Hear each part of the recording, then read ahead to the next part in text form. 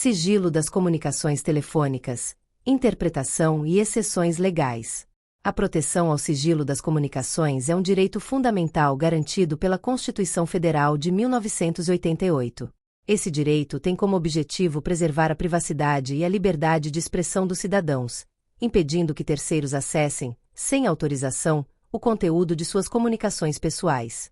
De acordo com o artigo 5º, inciso 12, da Constituição Federal de 1988, o sigilo das comunicações telefônicas, telegráficas e de dados é inviolável, exceto em situações específicas previstas na legislação, onde uma ordem judicial pode autorizar o acesso para fins de investigação criminal ou instrução processual penal. A interceptação telefônica, por exemplo, é um procedimento que permite a um terceiro ter acesso ao conteúdo de uma conversa entre duas pessoas, sem o conhecimento delas. Esse recurso é utilizado como uma medida de investigação, geralmente em casos de crimes graves, onde as demais técnicas investigativas se mostram insuficientes. Contudo, para que a interceptação telefônica seja considerada lícita, é necessário que seja autorizada por um juiz e vinculada a um processo ou investigação criminal.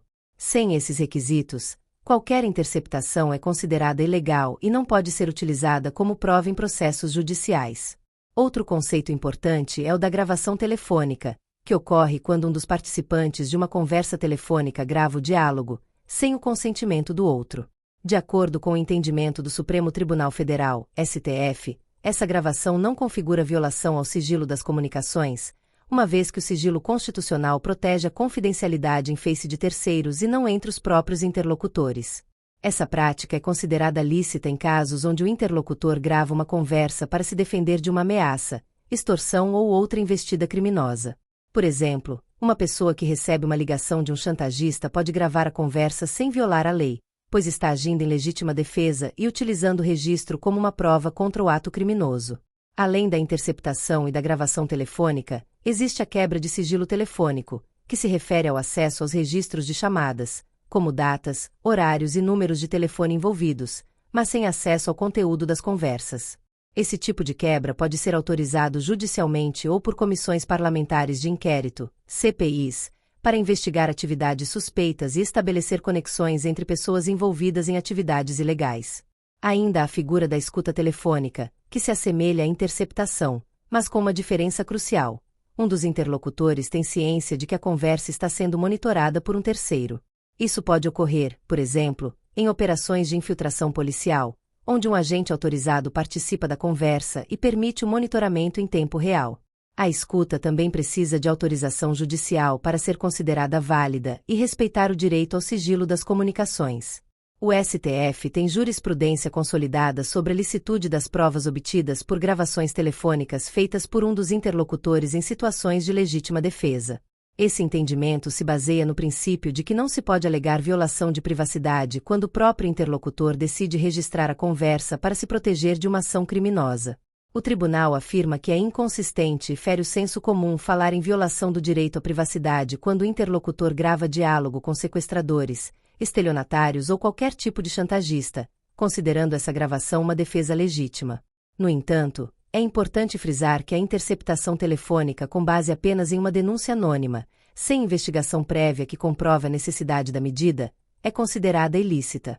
Denúncias anônimas são frequentemente utilizadas para iniciar investigações, mas, sozinhas, não bastam para autorizar a interceptação.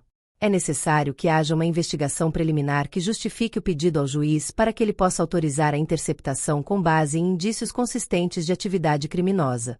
Em casos onde a investigação criminal não pode avançar por outros meios, o STF permite a interceptação telefônica, desde que a ordem judicial seja emitida para fins específicos de coleta de prova. Isso ocorre, por exemplo, em investigações de quadrilhas ou organizações criminosas, onde as atividades ilícitas são planejadas e executadas de maneira sigilosa.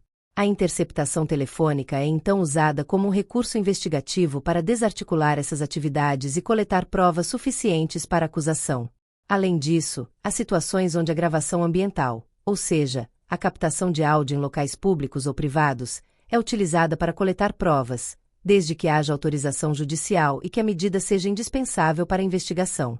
Esse tipo de gravação, quando não autorizada por um juiz, é considerada invasiva e inconstitucional. pois viola o direito à privacidade em espaços onde o indivíduo tem uma expectativa legítima de confidencialidade.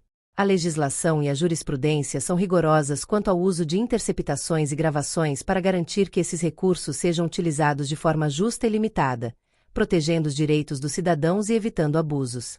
A proteção ao sigilo das comunicações é um aspecto essencial dos direitos fundamentais, mas a própria Constituição Federal de 1988 prevê exceções que permitem seu rompimento em casos excepcionais, sempre com a devida autorização judicial. Em suma, o sigilo das comunicações telefônicas é uma garantia constitucional que visa proteger a privacidade individual, mas o ordenamento jurídico brasileiro admite sua relativização em situações específicas, onde a obtenção de provas para a investigação criminal se faz necessária e proporcional ao caso. Dessa forma, ao mesmo tempo que se preserva o direito à privacidade, o Estado também assegura a efetividade de suas investigações e a proteção da sociedade contra práticas criminosas, equilibrando esses interesses por meio de normas e procedimentos rigorosos. Gratidão a todos! E não se esqueça de curtir o vídeo, de se inscrever em nosso canal e compartilhar o vídeo com amigos e familiares para aumentar essa rede do bem. Ative o sininho para receber todas as notificações dos novos vídeos. Até mais!